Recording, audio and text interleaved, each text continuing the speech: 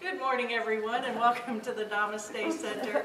It's August 19th, 2012, and as always, we have a great guest for you here today, and looking forward to sharing this wonderful gentleman here to my right, Michael Young, with our group here today, as well as anyone who may be watching this at a later date online. So, great to see everybody, and I'd like to just say, as I mentioned to you folks earlier, that Michael is certainly a powerful presence in our Western North Carolina region.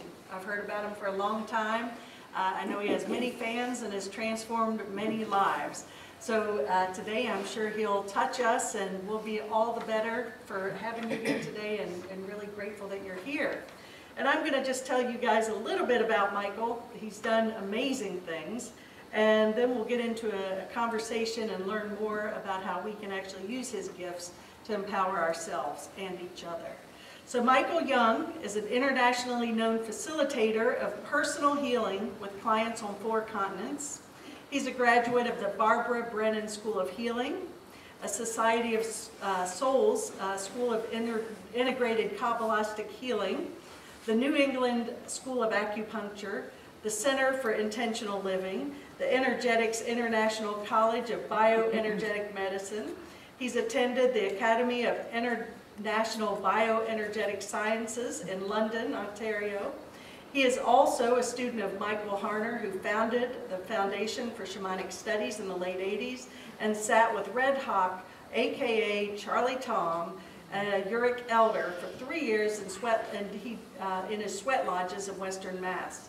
He founded the Circle of Heart School of Wholeness in 1998, a 3-year training through which he assists his students to discover their own unique gifts of healing, spiritual awareness, and life purpose. He has led vision quests in Montana in the 90s and conducts a Purification and Healing Ceremony, otherwise known as a sweat lodge, 3 times a year in Madison County.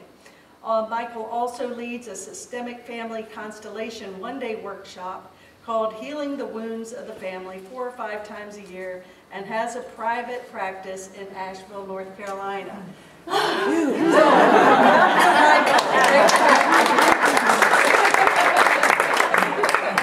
So I'm going to start this because you actually brought this up on the radio, and since I've just met Michael this morning, he did a wonderful interview with Lindsay and I on the Art of Living Well on Thursday, but you had mentioned your age. And you said that no one believes your age, and I have to say I am in that group. So just start off, tell us how old you are. I'm 66. There, so don't we all want to hear what he has to say? Because if it's doing this, there's something to what he's teaching here. So I'm amazed. You are so youthful, and I know you have quite a story that actually got you led into all of this. So will you give us a little background of what led you down this path? Sure. Well, kind of the moment of catalyst for me was being in the Air Force in Southeast Asia during the Vietnam War, and having almost ended up dying in about 6 weeks twice. I had enough presence of mind to know that there was some part of me that really wanted out of here.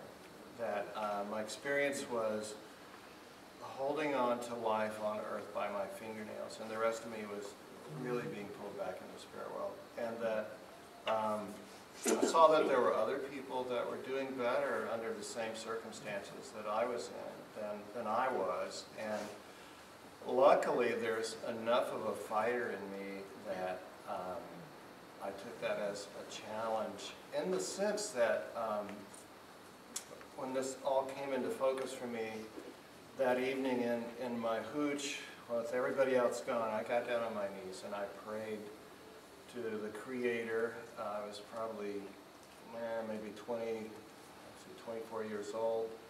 I had not probably prayed in at least 10 years, maybe 12 years. I think once I hit puberty, Christianity was really not all that interesting to me anymore. I was really kind of on a slightly different path that did not include the guilt of growing up in a Presbyterian church. And I prayed, and I just asked for help. I said, you know, I can't do this. You know, I don't know what it takes, but whatever it takes, I need help.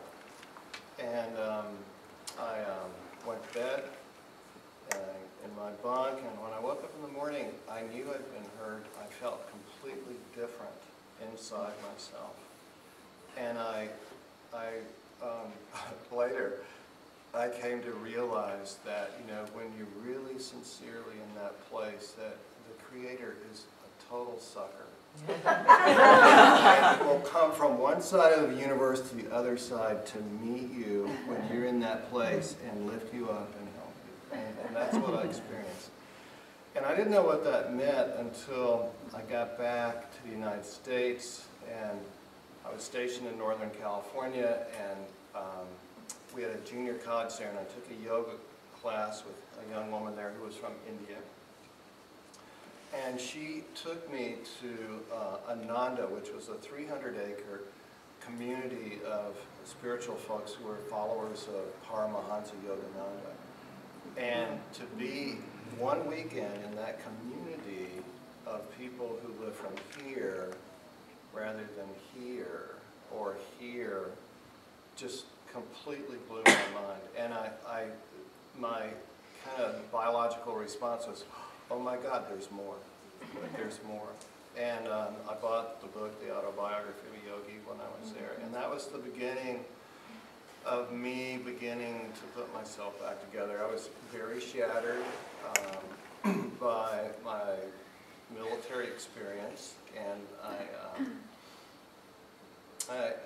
it hurt to be awake, to the point that I came to realize I had two choices. One was this, and one was to fight and to figure out what it really meant to be human and how to be human well. And over the years, over these decades, I've learned how completely complex we are, and how, at the same time, how simple the solution is and how difficult the solution is to really more and more live from here. So during the course of that, I went through all of these trainings.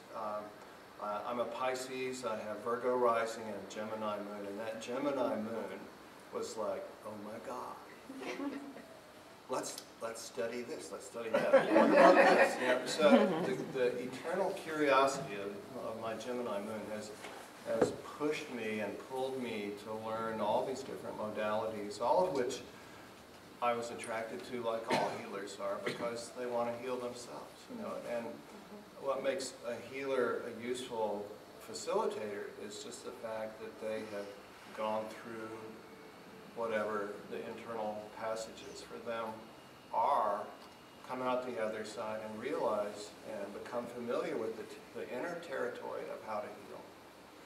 And what I teach in the school is basically, once you heal, address and heal a good bit of your psychological history, which we all have, you become a presence that gives people permission to heal in their own right and to stop avoiding the really deep pain. Like, we all have our preferred levels of pain that we kind of meander through our days with.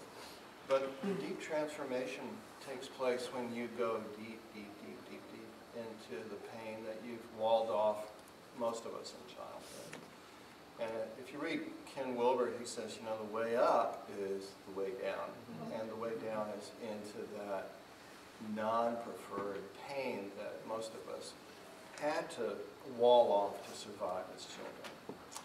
When you address that, you become free. You're not running from it anymore. You're not running from yourself anymore. And tremendous integrations happen that free us up individually to begin to discover who we are and lead our life on our own terms. Once we're informed by the truth of who we are and what's important to us, life takes on a whole new direction, a whole new meaning, a whole new illumination that's completely based on your uniqueness. That is no longer hidden, no longer buried under bricks and mortar and walls of protective barrier from your pain. So that's that's kind of been my take on the way things happen, and it leads you to a place of just really deep quietness. And in that quietness, nothing outside really rocks your boat. And that's a really liberating thing too. And beyond that, you do really begin to see that everything is permeated by the Creator, whatever that is. You know, the Creator permeates everything in this room and every cell in us. And more, I begin to see the universe as just a big sandbox, a big place to play. And sometimes when we're not aware, we play very rough and violently. And how do we maneuver our way through that as sentient conscious beings during the process where other people are just starting to wake up? So, and it makes for a great game. You know, this is real. I mean, you have to understand from your soul point of view, the soul has such a vast eternal perspective that it goes, you know what? I've never experienced a Holocaust. Let's incarnate and do a Holocaust. Now, from a personal point of view, that's a terrifying thing. But from the soul's point of view, the soul wants the full gamut of what's out there. And eventually, during that gamut, we get to a place of exquisite pain where we go, what is this all about on a human level? And we begin to ask questions. And pain is the great motivator for transformation of each of us. When we're no longer satisfied with our experience, our circumstances, our relationships, our level of, in this culture, financial security, since that's what everything is based on here, we start to ask questions, and those questions lead us into a more informed state, hopefully a more informed spiritual state, where we begin to become free by realizing who we really are and what our potential is inside, and begin to give ourselves permission internally to express who we are. Once the flow of your soul is able to express outwardly, illness goes away. You know, it's like when people die prematurely, their soul is like bored. It's like, you're not doing what I signed on to do here, and so I'm pulling the plug. You know, I have more work to do elsewhere that's more of a priority now than being stuck here in a human body with you. So the soul will do that. You know, some people die really early. Maybe they have fulfilled their mission, or maybe they've just gotten so stuck that they can't come anywhere near their mission. So some people die early. My goal, my youngest sister, as a little kid, called me Old Weird Michael. I mean, when I was in my teenage years, she referred to me as Old Weird Michael. And even then, I had a goal, and this is really old and weird, but my goal was that I would die in my own bed, in my sleep, with all my affairs in order in my own home. That was a goal I had as a teenager. And that's a weird goal, but that was it. And the other things as a teenager that were really foremost on my mind was, where did I come from? Why am I here? What's the purpose of human life? And where do I go from here? Those were really burning issues for me as an 18-year-old kid. So did you find those answers? Absolutely. Well, Absolutely. I want to go into those questions in just a minute. But most of your modalities are based in energy healing. Sure. So how do you go about with your clients? If someone came to you and they're in despair in that foxhole, how are you going to lead them to where you are? Well, I don't do anything. I just sit there in my heart, in my quietness, and in the presence that whatever 40 years of doing this work has evolved into inside myself, and I just let people tell me. I mean, a lot of people will come to me, and I mean literally probably a third of the people that come to me within 10 minutes are crying, just crying, and they go, oh, I'm so sorry, I don't know why I'm doing this, and it's just coming right out because they need to grieve. And I've spent a long time grieving, and grieving is not hard for me. So, and then I'll ask questions, very pointed questions, and the answers and the language they use tell me whether I'm going to work with them through the human aura, or the tree of life, or through radionics, or through a hara healing. So I have this, at this point at 66, I have a rather full tool belt of different skills that I can use with the person, but they inform me always. And this afternoon when we do our group from 2 to 4, I tell you right now I have no idea what we're going to do. But I know that you do. All of you know what you want. And the collective of whatever the group is that comes together this afternoon will inform the beings that work with me and through me as to what we do. And that's just the way it is. If I, as a facilitator, have a gift, my main gift is the gift to hold space for groups and for individuals in which they can do whatever they need to do. Because I tell you, every bit of healing you do happens because you want it to. You are the healer, not me. I'm just this facilitator. I'm like a guide that knows the terrain. But any step that you take in healing happens because you initiate it inside yourself. You make the choice. Yeah, I want this. I don't want that anymore. I want this. And boom, that's when it begins. And if I do a particular modality or skill, it's only to facilitate that decision that you've made internally, either consciously or unconsciously, to take the next step in your own personal evolution. You know, I have to be honest with you, and I think many people here know me, I'm usually not lost for words. And usually I have a line of questions spiraling through my head, and I'm just feeling it right now. And so this is different for me, and I'm going with it as well. But there's other things I know that you do. Your school. Yeah. What is this school all about? 3 years? What would someone come for 3 years to do? School is pretty much, on the one hand, it's spiritual boot camp. On the other hand, it's this incredible harbor of safety and shelter from the way the rest of your normal life is. And it's a place where you do come to address whatever psychological history is unhealed in you from childhood on up. It's a place to learn how to manage your own psychic hygiene.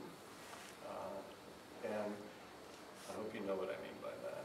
If you don't, you can raise your hand. It's a place to learn skills to work shamanically with people, to work through the human aura with people, to work through the Dantian and Hara line of people. You learn how to do Qigong. You learn how to connect with your higher self and your guides, and have an open channel to be able to bring that wisdom through for yourself and for those around you. It's very experiential. It's not intellectual. It's very experiential. And there again, I have no idea what I'm doing. I know over 3 years what you're supposed to learn, and besides that, I leave the order of all that organically up to the spiritual beings that run the school. I don't run the school. I'm the director. It's run by a circle of 12 up there, and they're all elders. There's 6 men and 6 women, or they look that way. And once you sign up, you're in school 24/7. We meet 5 4-day weekends a year, and you're in school 24/7 because your main learning will happen in your every ordinary day life when you're not in school. And you come into school and you get a big shot of transformation, and then you go out and you integrate and process for 2 months, and then you come back. And we do that for 9 months, and then you get a break. And we break over winter because we don't have any snow removal equipment here, and people who fly in from other regions may not be able to get here. So I try to avoid the vulnerability we have regionally, which is we don't have enough snow to afford snow removal equipment, and if we do have snow, people get stuck. So that's how that works. And I like a break. For me, it's important in the winter to be still. So I do that just for my own value system too. So Michael, what you're impressing upon all of us is the importance and the necessity of silence and being still and listening. But in the world that we live in, people have families, jobs, responsibilities. How do they find that balance? It's called practice. It's called every day. Have a spiritual practice that you can do every day. It doesn't matter if it's meditation, it could be qigong, it could be mindful walking, or something that I have a Tai Chi teacher who's passed away and who actually lived here, who retired and lived here, Bob Smith. And he said doing Tai Chi every day was like putting money, a little bit of money, in your savings account every day. It's just over a day, it's not very much. Over a week, it's not very much. Over a month, it's not very much. But over 6 months, over a year, over 10 years, it's a huge treasure that you put away. And having some kind of spiritual practice that you can do every day sensitizes you and strengthens your ability to manage whatever is going on in the ups and down, topsy-turvy world that we live in. And what I've found is, in my own life, the more I've understood what allows me to flourish, the more I've changed my life to reflect my lifestyle, my internal needs. And my life has become very simple. I have an office in my house, so I don't have a very big commute. I have a lot of clients who are out of state or in other countries, and I get to work with them, and I don't have to dress up like this. You know, half the time I work with them in my pajamas. They don't know that, but you know, so.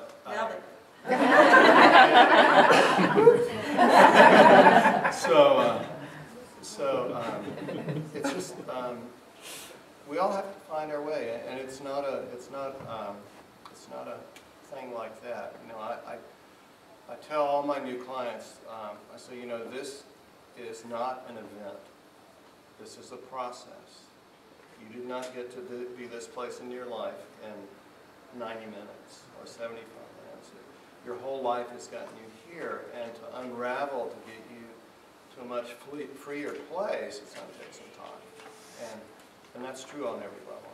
So what I tell people who have really stressful lives is, you know, find a way to manage that internally.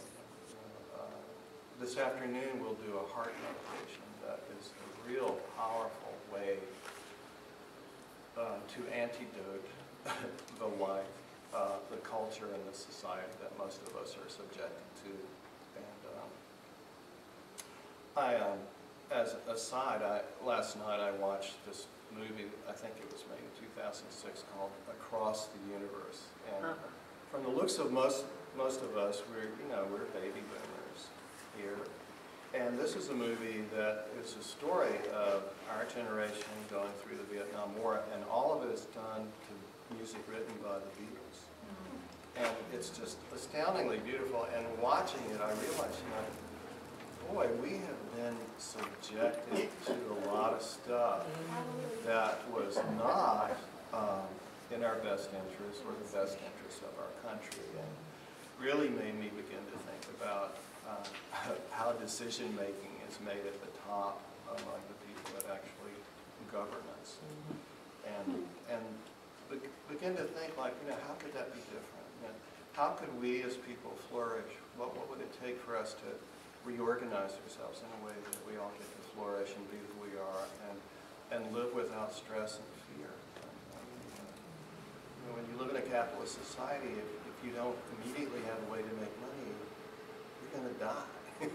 And the stress of that is like, I mean, there's so many other ways to set up a society than the way that we have, and it's just, you know, it's really interesting. It will be interesting as things continue to fall apart, which they already are, to see how creative we can be in our communities and our families, so that, you know, we survive and we thrive by beginning to think outside of the box of our conditioning. And what that's going to look like, I don't know. But I will tell you, I have my first garden this year, and I love gardening. Can't wait to have fall here so I can start working on my soil more, you know. So, well, you mentioned we certainly are going through a time of major change, and, you know, people, as I always say, if you ask people what's happening, there's as many answers as there are people. But something big is happening, and the systems where we've been attached to are breaking down. So people are in major fear. Do you have any insight on that you'd like to share about what you may feel is happening and what could be on the other side, or how we could prepare, or if that's necessary? Well, I think going into fear is the last thing you want to do.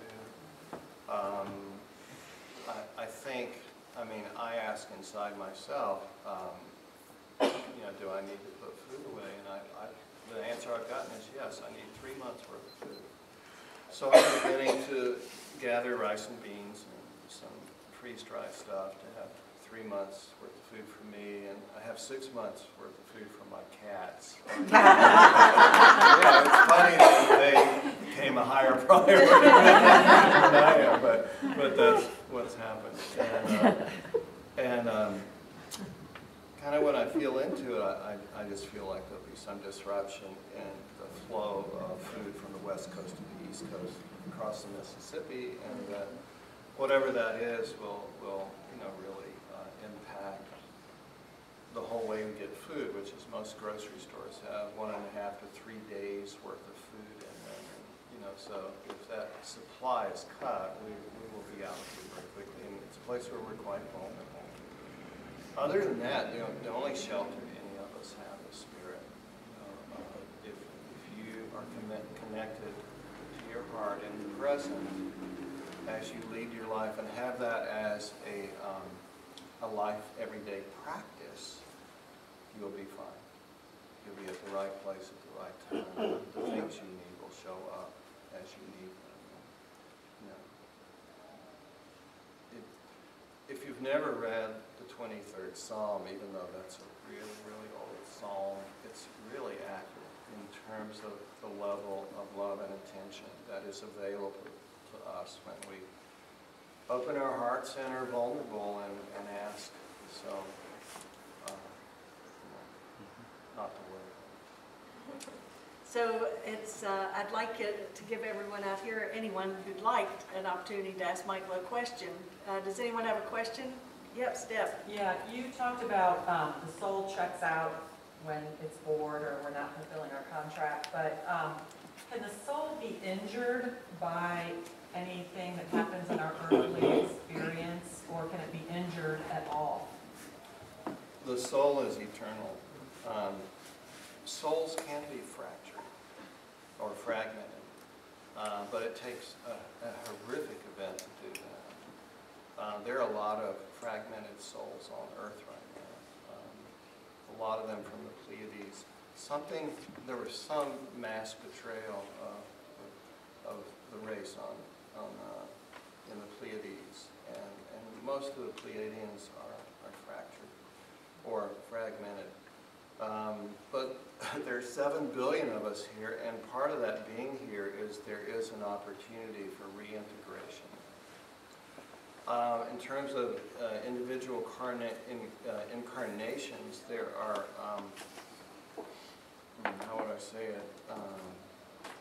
We have a certain amount of soul essence that we come in with. You can't put a size 1 billion soul in a size 3 human body. So not all of your soul ever incarnates, but it incarnates the parts that it needs to have a definite experience and fulfill a definite mission here. And every soul, all of us have a mission here. And our mission here is to bring some gift that is unique to us into this world and make this world a better place. What else? Oh yeah, and the incarnational process doesn't stop when you're born. It continues throughout your whole life if you open yourself up to personal transformation and evolution. More and more of your soul will come in. And this afternoon, two of the things we'll do is we'll do a group process to bring in more, however much more of each of your soul essences are ready to come in. And we'll also activate as much of your DNA that's ready to be activated, more than is currently activated. For most people are running around like on 11% of their DNA being activated. And I've done this process for me personally, and I run about 51% of my DNA activated at this point, and it's not hard to do. Most people just don't know it's an option. So, does that help? Yeah, it sounds fascinating. Yeah. I know you come from deep spirituality, but you also integrate psychic awareness, astrology, the chakras, which is all fabulous. But sometimes when I sit still and I'm thinking about the world and my part in the world, I get a little frustrated, a lot frustrated, that the world is not much better than what it is, that we have to be ruled by governments and presidents that rule us the wrong way, that make our life impossible sometimes. And I'm thinking about what is my role in this world to unite people, to unite religion, to make it one people globally, one religion globally, to be at peace, all of us. Well, I think the most powerful thing any of us can do to change the world is to give ourselves permission to be happy. And no matter what that looks like. I mean, if being happy for you is to climb up in a tree and hug a tree for 12 hours a day, and if you do that, I mean, we're also interconnected, that happiness will impact and affect in a good way everybody else. I hope there's never one religion. Everybody needs to find their own unique relationship with the Creator. And hopefully it will never look like everybody having to believe the same thing, but everybody living from their heart. The heart knows the truth. The heart knows no fear. The heart only knows connection. And that's, if we live from there, these outside things have very little effect upon us. And we soon learn that we can give the appearance of conformity and be free to be who we are at the same time. I mean, Jesus said, give unto Caesar that which is Caesar's, give unto God that which is God's. And it's give the appearance of conformity. Play the game, right? Yep. Yes. Yeah. Anyone else? But on your own terms. On your own terms, yes. Anyone else have, yes? I have a question. You were talking about part of the soul energy, like not all of it incarnates. Yeah. So, and it can, when we have trauma, parts that are incarnated can be lost. So it can work like that as well. If not all of it incarnates, is part of it still in the, I came across some writings that says that part of it's in the spirit world, and that when somebody that we love dies, actually part of us, even if we're incarnate here, can meet them in the spirit world when they pass back there. Is that, what are your thoughts on that? Yeah. Everybody who you've ever known, even if they've passed on, they're still readily available to you right now. When I do systemic family constellation work, which I do, every other month, every third month, what happens is somebody comes to work and they sit next to me, like where Charlotte is, and I hold their hand and I let their ancestors begin to talk to me through their hand.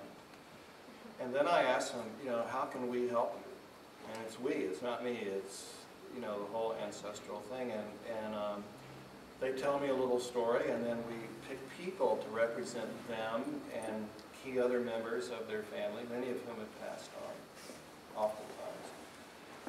And those immediately begin to be overshadowed by the people who, some of who are still in the body and many who are not. And what gets revealed is everything that was never said, never acted out. And the person witnessing this is transformed by just hearing and seeing the truth of the dynamic of what went on in the family. And within that protocol is a way to resolve the things that were never resolved. And then at the very end, we pick the person up and put them in the middle of a rectified family matrix. And it just shifts their energy forever. And whether we know it or not, when we incarnate, we are so happy to have a human body that we will take on whatever shit the family has been through. And because we dive into it, it's so close to us, it's so subtle that we can't smell it, we can't see it. And yet when you do a family constellation, everything is illuminated. Everything is revealed and then resolved. It's a beautiful process. And it came from the Zulu of South Africa through Germany to the United States. There was this young guy named Bert Hellinger, and he was a priest, I think in the Lutheran Church, and he was sent there to oversee the building of missionary schools among the Zulu. And you'd go into a village and the elders would look at him and they would just go, says, you need to know one thing, young man, nothing happens here without the ancestors. And you go to village after village and the elders would all look at him and tell him the same thing. And so he, after 2 years, he went back to Germany, left the church, got a PhD in clinical psychology and was drawn to family systems. And as he started to do it, the whole matrix of each family would be revealed to him, and it took him 30 years to really learn how the whole thing worked from a soul level. And then that has